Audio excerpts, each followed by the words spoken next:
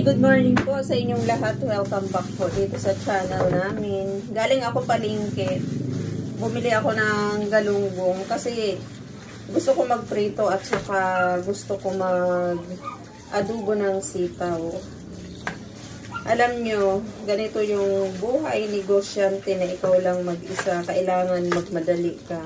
Pero ngayon, medyo okay yung oras ko. May oras ako kasi yung pamangkin ko, tanghali pa yung pasok niya.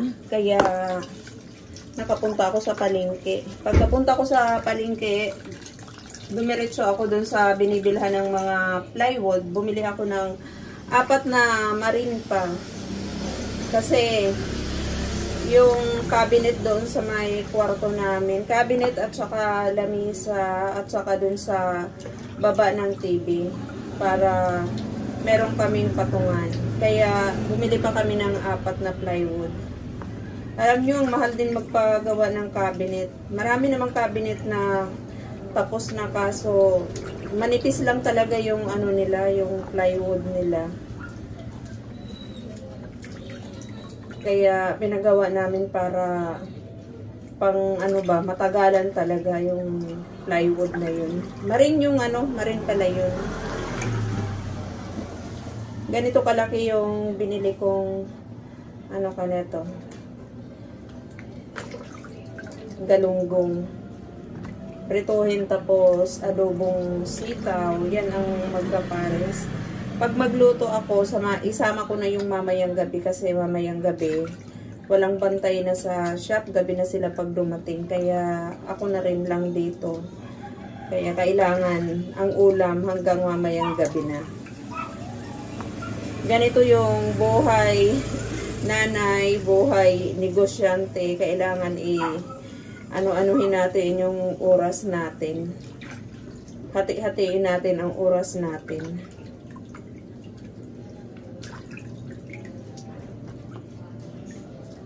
Tapos yung sa kabilang kwarto doon, tapos na yung ano ka neto, tapos na yung cabinet doon. Nakabili na din ako ng mga handle. Yung sa amin na lang ang hindi ko nabilhan kasi kulang ng 1 piraso. Sabi ko, yung sa kabila na lang dahil hindi magpapari-parihas pag bilhin ko yung 9 na piraso. Kailangan kasi 10 piraso na handle ang kailangan.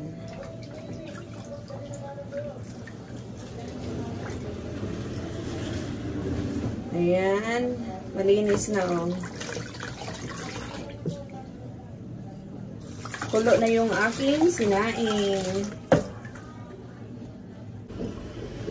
Ayan, bali pangatlong hugas na to na isda. Pangatlong hugas na.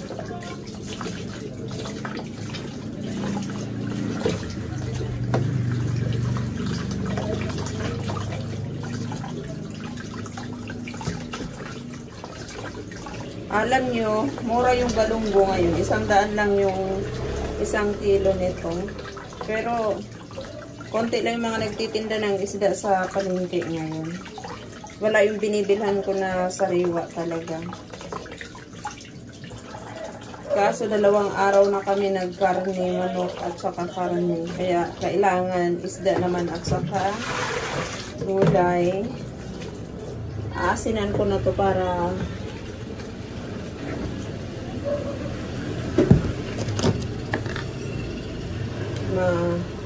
lasa yung asin ng ating isda. Tapos yung kalahati, 15 piraso yung 1 kilo. Tapos yung kalahati, hinati ko, 7 yung iniwan ko para sa susunod na ulam naman. Hindi ko alam kung kailan uulamin. Dito naman tayo sa ating sitaw.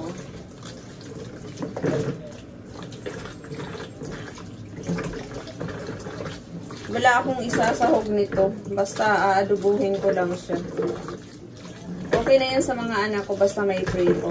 Ganito yung kapares. Kahit wala nang sahog yung sitaw, basta adobo, okay na yun sa kanila.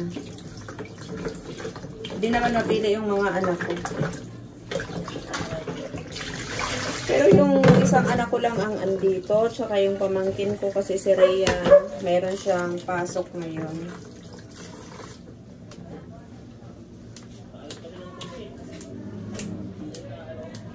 Kailangan ko magmadali kasi yung pamangkin ko may pasok. Sabi ko nga sa kanya, ilak lang niya yung pinto dun sa may shop. Hayaan lang niya yung mga bata na naglalaro. I-ready na natin yung sa ating mga adobo. Ngayon, kung meron sa tao, meron din sa aso, syempre. Ito yung sa aso naman. Tinitingnan ko siya kung malambot. Kasi pag malambot ito, di ko na siya babalatan. Huhugasan ko lang siya. Ayan, magprito na tayo.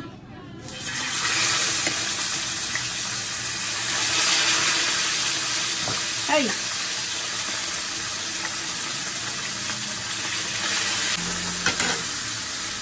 Ayan, nakaluto na ako. Kain na ako. Alam niyo yung ulam ko, yung pritong galunggong.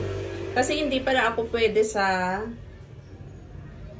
sa sitaw kasi sabi ng doktor, wag daw ako kakain ng yung mga beans kasi hindi daw alam kung saan nagmumula yung sa kidney stone.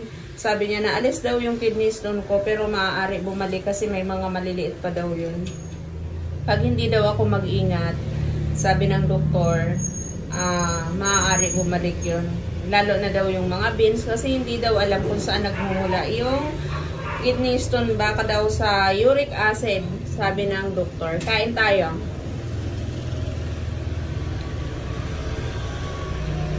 Yung rito nga, bawal pa to sa akin eh. Pero paminsan-minsan lang naman ang kain ng rito. Nagmamadali ako kasi maliligo na yung aking pamangkin. Pupunta na siya sa school.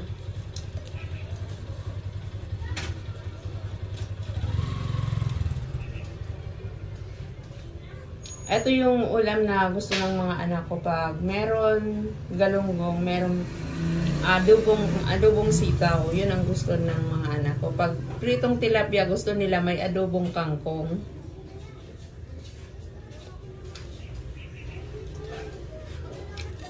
Hindi pa namin naayos dito.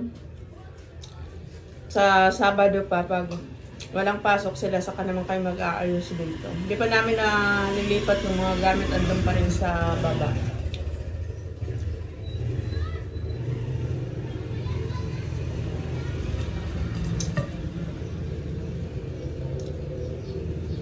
Ganito lang yung buhay ng taghirap.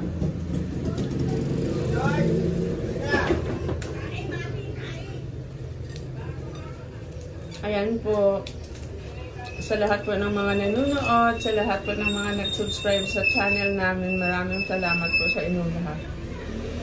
Salamat po.